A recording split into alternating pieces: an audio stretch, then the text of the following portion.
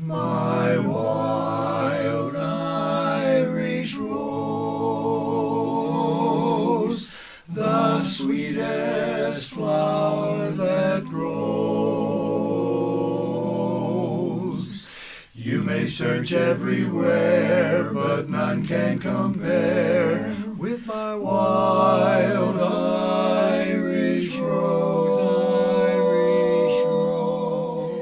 Welcome to Futurartist Records Presents. I'm happy today to welcome back a woman of many talents, and today she's here to talk about barbershop music. Please welcome back Priscilla Rahn. Hey, Michael. Hey. Thanks for having me back. Yeah, thanks for making the drive up again.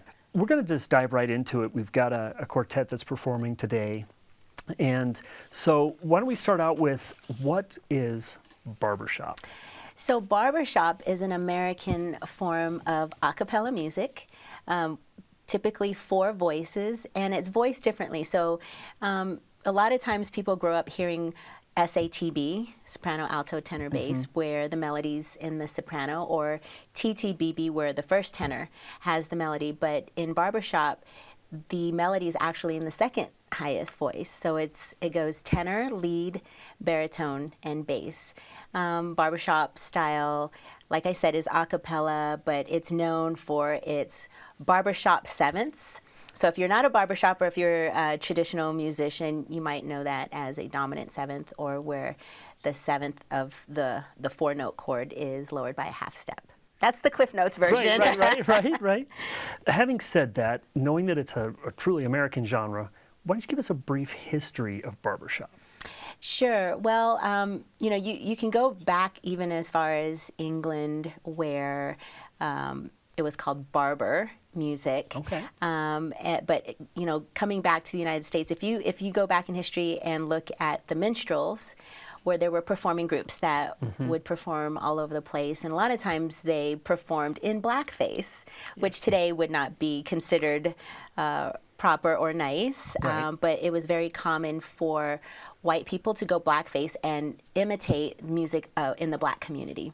Interesting. Fast forward a little bit to vaudeville, where they got rid of blackface, but you still have the music of 4-part singing, and that was the basic early days. When you look at whether barbershop started in the white community or in the black community, it actually had a parallel history. Okay. Where you had black communities of barbershop 4-part harmony performances and vaudeville shows happening on their own, and then you had that in the white community too. But where barbershop as we know it today got its start was in 1938, where O.C. Cash, with a couple of his friends in Tulsa, Oklahoma, decided to get together and start singing, and it was a very popular form in the early 1900s, and they decided to bring it back because the music was starting to change. Sure, yeah. In the 30s, and it was music that they grew up hearing, and so they just started singing and woodshedding, as we call it. Right. And they said, why don't we just decide to start a society? And that's when they started the Society for the Preservation and Encouragement of Barbershop Quartet Singing in America, as we endearingly know as SPEBSQUA. Yes. And a few years back, the society changed its name. No, they didn't change the foundation's name, but the operating name is now Barbershop Harmony Society, which is a whole lot easier. A little easier to say. Not as fun to say as Not as fun to say as SPEBSQUA. I really do love saying SPEBSQUA. Right. So they started as an organization. The history is for white men of good standing when they started in the 1930s. And so we know a little bit of the history in America about why that was. Yeah. So that was a brief history of how the society got started. Okay. We know that there were some shifts later on as far as membership and, kind of how it expanded and stuff. But barbershop has kind of been on a decline. We could say that it's because of pop music or technology or culture or whatever. What do you see being kind of the thing that's creating that decline? Sure. So when you listen to barbershop harmony, its heyday was in the early 1900s. And music is always changing. And as student of music myself, you always look at history. Oh, those kids learning classical, now they're playing romantic music, and then Right. it just changes. In the 20th century music. So as music starts to change, that generation of musicians maybe forget that style of music, and so it's the same thing with the evolution of barbershop harmony. It had a big boom of membership of men, and then as they got older, fewer and fewer young people started singing it, and so the membership did start to decline. And the Barbershop Harmony Society has been aware of this and done everything that they can to open its doors. And barbershop has spread all over the world. I mean, Yes. you've got barbershop in Australia, Sweden, which has amazing singers, Japan, all over the world. And most recently, they've decided to allow women to come in. But you have to keep the music relevant for the young people. Young people today are listening to pop. Right. And the theory and the form of pop music doesn't necessarily lend itself to the arrangements of four-part harmony. So arrangers are having to become more and more creative, and there's all of these rules for competition. Right. If you decide you want to compete. So it's just kind of been this game of how to stay relevant to the young and up-and-coming generation, to be fresh. And it was in 1963 that the Barbershop Harmony Society did allow men of color to join. So that diversity is starting to happen, where, boys in the black community in the inner city can learn about the history of barbershop as a legitimate American form that has, started in their community, and how we've communicated that connection to them culturally. Right. It's been a big part of the movement. Right. Do you think one of the challenges with keeping barbershop alive and creating interest in the younger generation is because of the rules of the arrangements? Because there's kind of an anything goes now, especially with the a cappella scene. They're doing all sorts of things, that are outside of the box. Barbershop's pretty structured. Yeah, what I've noticed too is that the keepers, the guardians of the style, have done a really nice job of preserving the style, but also saying, hey, how can we be open to making sure we bridge some of these gaps, Right. and transforming some of the rules. So there have been some changes in the rules where it's just not as stringent, to allow even some speaking, which is like, it's not singing, but it's, so there are some changes that are happening with the rules that have expanded the barbershop style. I was at a show not too long ago where they were doing some kind of takes on some more pop type stuff. How does that work as far as arrangements and staying true to the barbershop sound? This is a great question for a theorist. I mean, these guys are really serious about making sure that they keep the integrity of the style. Like people like Dr. David Wright, who's an amazing arranger and has really propelled the Barbershop Harmony Society and pushed the society, and he's been around forever. He's kind of like the go-to arranger for the BHS.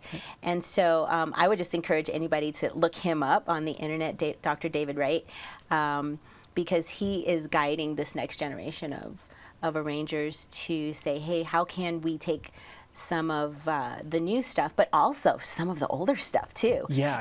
And rearrange them in a way that's really pushing the circle of fifths and, and these arrangements and these sevenths and resolutions and, going outside the box and then coming back in. Right. So I really do see that it's moving in a positive direction. Good. We need to get more people involved. Yes. So, Yes.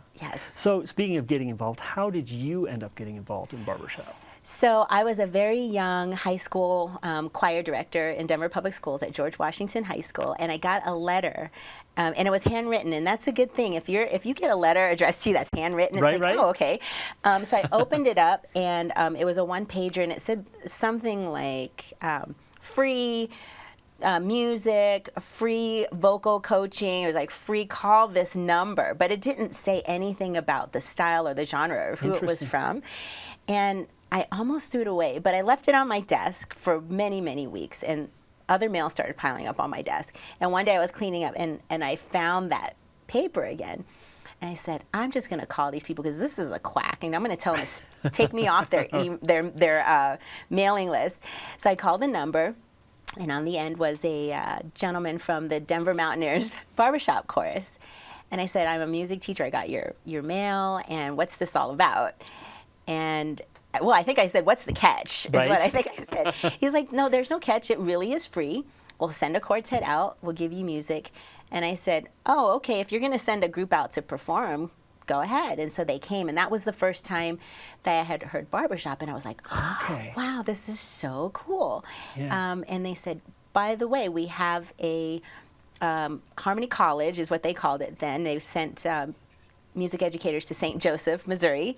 We'll send you, they said, for free, all expenses paid, for a week long to learn more about barbershop. Oh my gosh, wow. I know. And so that was my first time going and being immersed Yeah. in barbershop. And I left there so excited, so motivated to share the genre with my students. And that was the start of a very wonderful relationship with barbershop, where we did combined concerts together. They would come to my school, and we would perform with them. It was wonderful. Wow, that's cool. So that was your first exposure to barbershop, was Yes. that As quartet? a music educator, as a quartet, yeah. Mhm. Wow. Had you heard it before that? You knew it was in existence, but didn't know what it was? Yeah, I mean, in passing, I maybe have heard a quartet once. Okay. I was familiar growing up with like the Gaither Vocal Band. Like I was Okay. familiar with 4-part harmony in church, Right. but not what it was known as barbershop. Right, right. Mm-hmm. Yeah. So after that, you really started diving into it. Now, did you start building quartets in your school too? Yeah, so they Okay. said, hey, by the way, there's a high school quartet competition in our region, in the Rocky Mountain region. Oh, cool. And you should get a quartet together. Of course, I didn't know anything about getting a quartet together, Right. but what's wonderful about the BHS is that they have learning tracks and music. And so I just started with a couple songs out of the Polecat book, and learned about balance and parts and harmony, and how to listen for blend and all of that good stuff.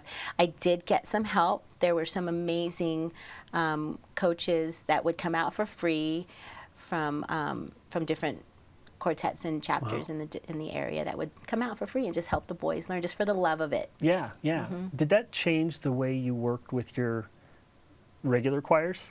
Yes, Did it change your ear and your approach and everything? I'm glad you said that, because in barbershop, the tuning is so specific. You learn about, well-tempered tuning. And my piano, ever since barbershop, is never in tune. Even though it's freshly tuned, it just never sounds quite in tune. Right. Because at least with barbershop, you can actually perfectly tune a chord. So it really does fine-tune your ear and your pitch. It helps your singers become better singers, whether they're singing a cappella or with piano. Right. They become better listeners. We call barbershop the black belt of a cappella singing, because if you can sing barbershop in tune, you can sing any type of a cappella music. So yeah, it did impact really me. is a challenge too, isn't it? Because you learn a lot about just like placement, and things can completely change the way the harmonies work. Vowel placement changes the intonation, where you are in the chord, if you're the root, the third, the fifth, or the seventh. And that changes in the chord, so you have to sing maybe a little bit above or a little bit below to get that chord perfectly in tune. So these guys that are winning the international competition are just masters at knowing theory, knowing how to tune which note needs to be adjusted in real time. I mean, it's just fascinating. And it's minute changes within the quartet constantly too, isn't it? Absolutely. Because if someone's placement isn't quite right, then everybody else has to adjust to make that correct.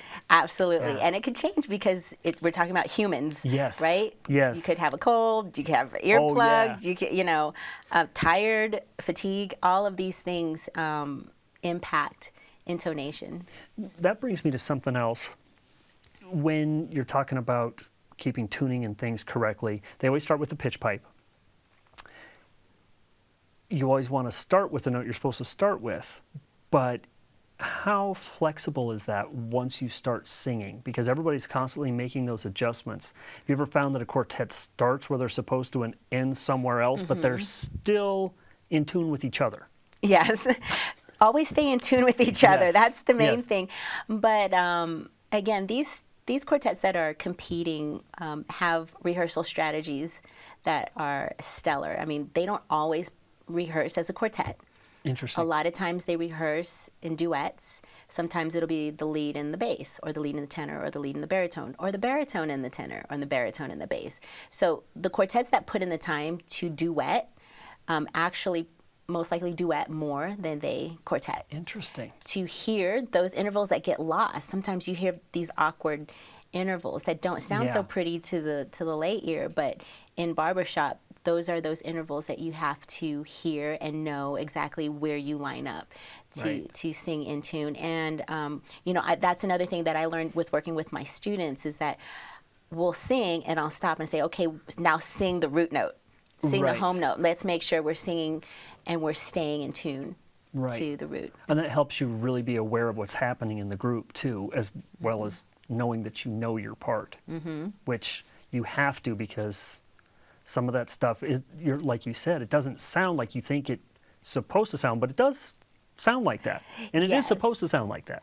Well, I mean, going back to your original question of what is barbershop, you're thinking about in a cappella music that resonance Yeah. and the overtones and creating that and understanding physiology. It's so key to understand how do you create as much resonance as possible, because if you sing outside, your sound just disperses. Right. But if you sing in a shell, then you can hear some of those sound waves bouncing back. And so it's really key as singers to understand, how am I going to get the most resonance when Right. my skull is the hard surface, but I've got skin and muscle that's dampening that sound. And so there's all of these things technique-wise that are funny looking Right, and goofy right. that we do as singers in order to create in-tone pitches. And there's another secret. I will share the secret that I've Ooh, learned all right. of, yes, we're just full of secrets. A lot of these top quartets don't always sing the same vowel on the same word at the same time.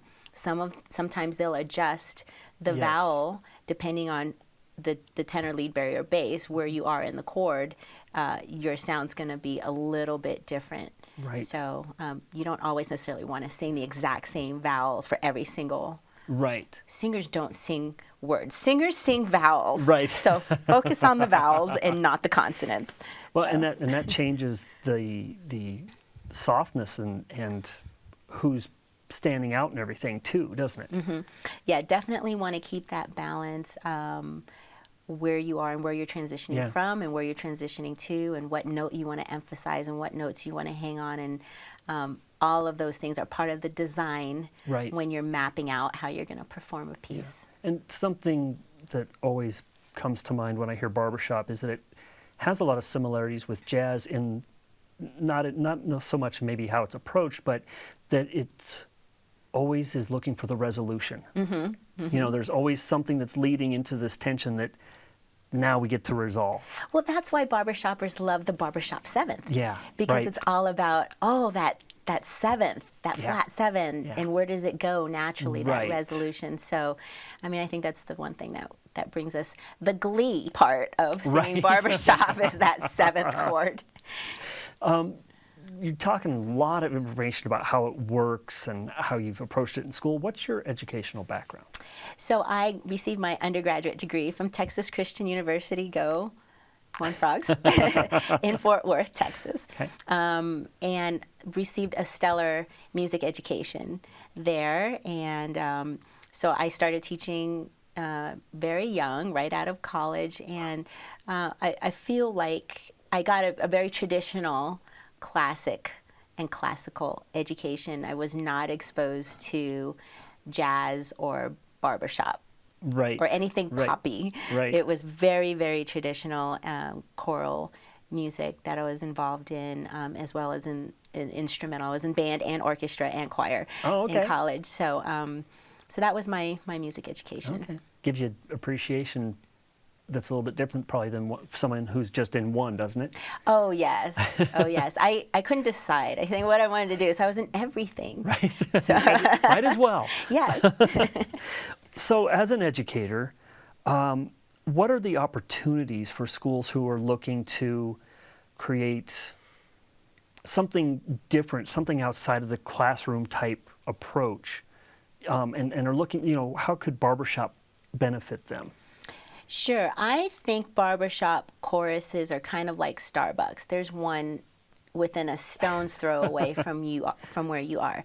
Some are competitive choruses, but most are just lay people, guys who maybe have sung in their high school choirs or colleges, and maybe now that their life's a little bit settled, they're coming back to wanting to be a part of a community chorus. So I would say that any music educator could contact the Barbershop Harmony Society and find a chapter and say, hey, I'm really curious about this genre. Can you send somebody to my school? And 9 times out of 10, they'll find somebody that can come and meet with you and help you and get you free resources. I want to emphasize this, is that their resources are outstanding. The training, and now with the new age of internet, yes, there are a lot of resources and videos online to help support. I even created several that are on YouTube for beginners and for even choruses that might be without a director. But there also is the Harmony University, and a lot of times local chapters or even the central chapter, the central organization in Nashville can help find scholarships to send music educators. And it's one of the most wonderful professional developments that I've ever been to. I think it's definitely well worth the time, because as music educators, we sometimes go to professional development that's not very relevant. Correct, yeah. But it's relevant and it's fun. Extreme fun. Ice cream every night. There you go. Ice cream every night.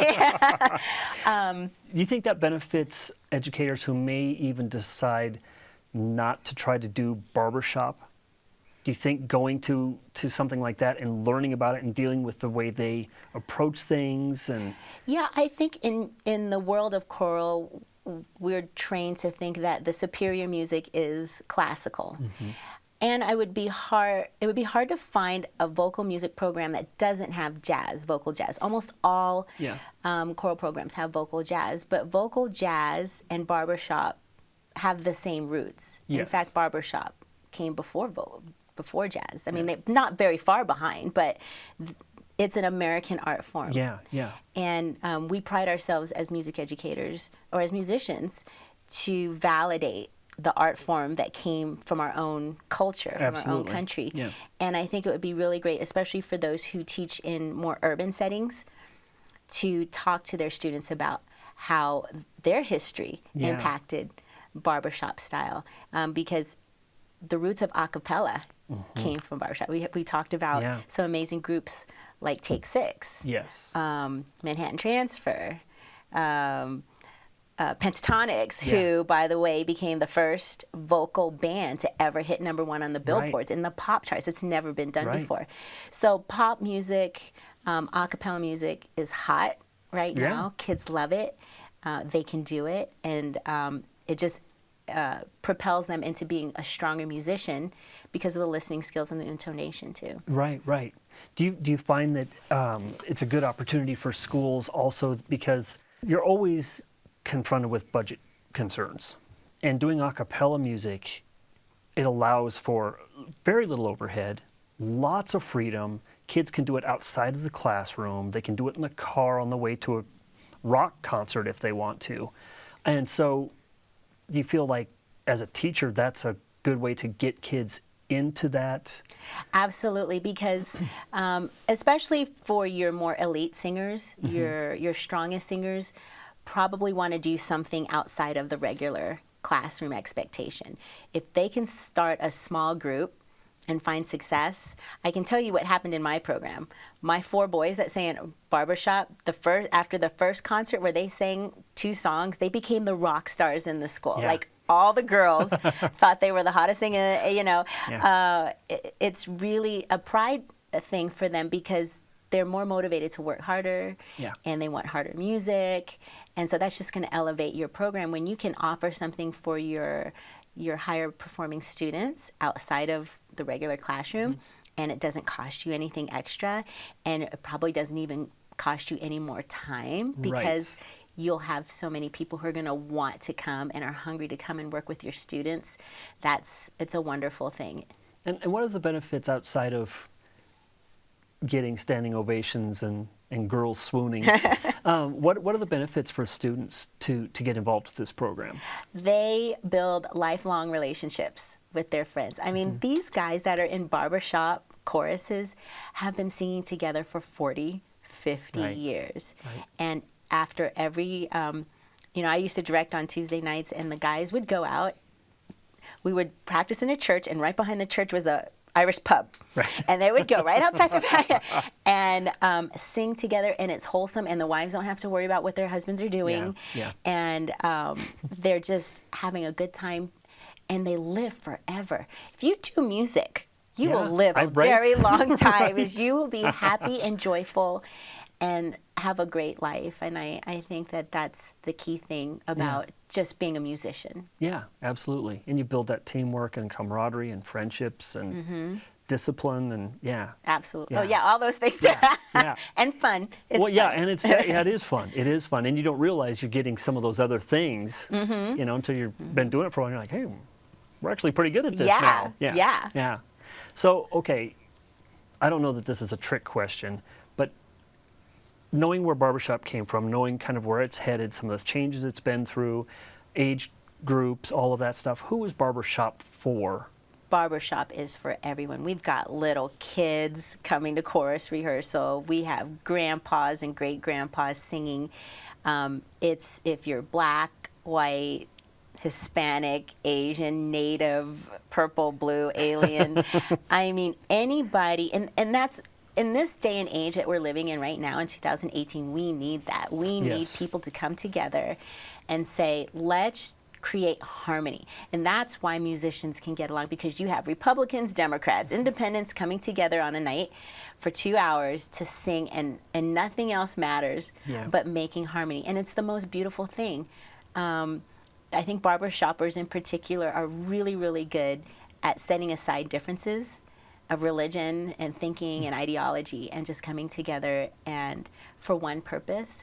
And I think it's a good lesson for the world to, I think musicians say, if everybody could just have an instrument in their hand or sing, it would solve all the world's problems, because we don't have time to fight and argue because we're more concerned about creating harmony. And I think that's what translates into performing. So I would just say, if you've never sung, or if you've always sung, find a chapter or find a quartet and sing and have fun and enjoy it. I completely agree with you. Barbershop is such a cool genre, and you're right, because everybody comes together and it's a commonality that everyone has, and everything else just disappears while you're doing it. Yeah, and I would say even to the public school choral director who may view barbershop as something that's not, that shouldn't be a part of their program. It absolutely can, without taking away from the traditional music that you do, that it is a valid form, and it's becoming more and more acceptable, because NAFME, the National Association for Music Educators, has partnered with the Barbershop Harmony Society, and they're very supportive in getting the message out about barbershop as a true American form for a cappella, and making it accessible and validating it, because they're becoming more and more exposed to the music and hearing it and going, this really is as valid, as credible as jazz. That's very cool. Before we close out here, I just realized something. We didn't talk at all about you actually directing some barbershop chorales. Yes.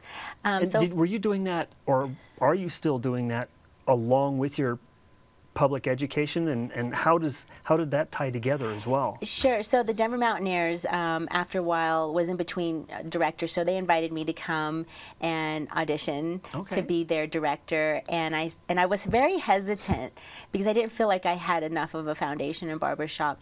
And I said, well, I put myself on a 3-month probation. I said, I'll come try it for 3 months. I'll get you through your Christmas concert.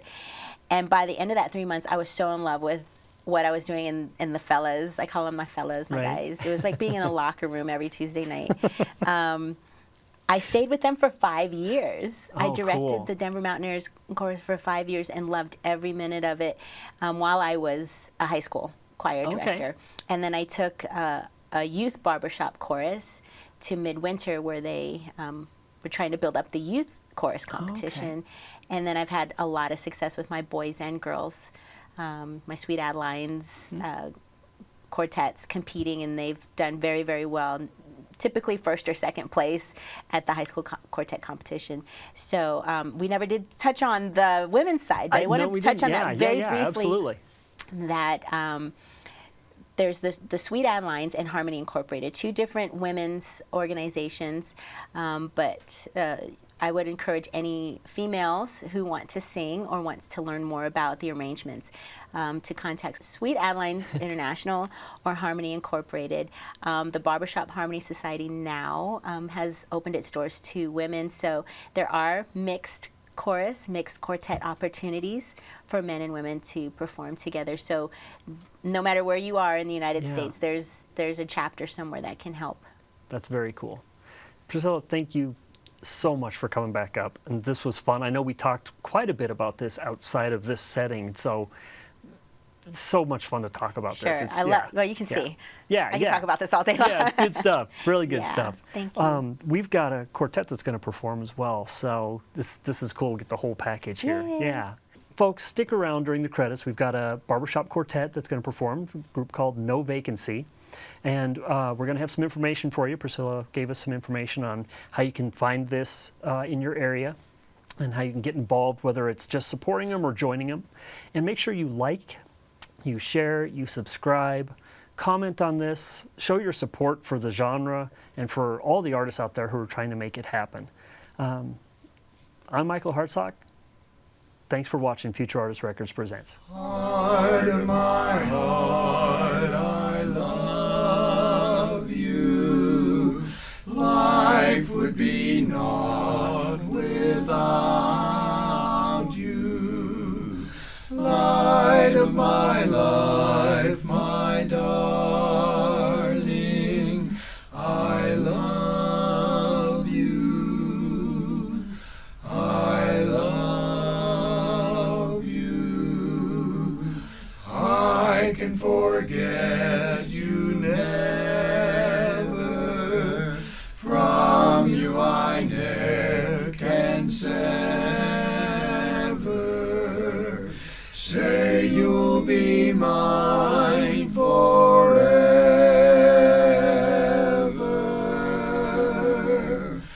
I love you.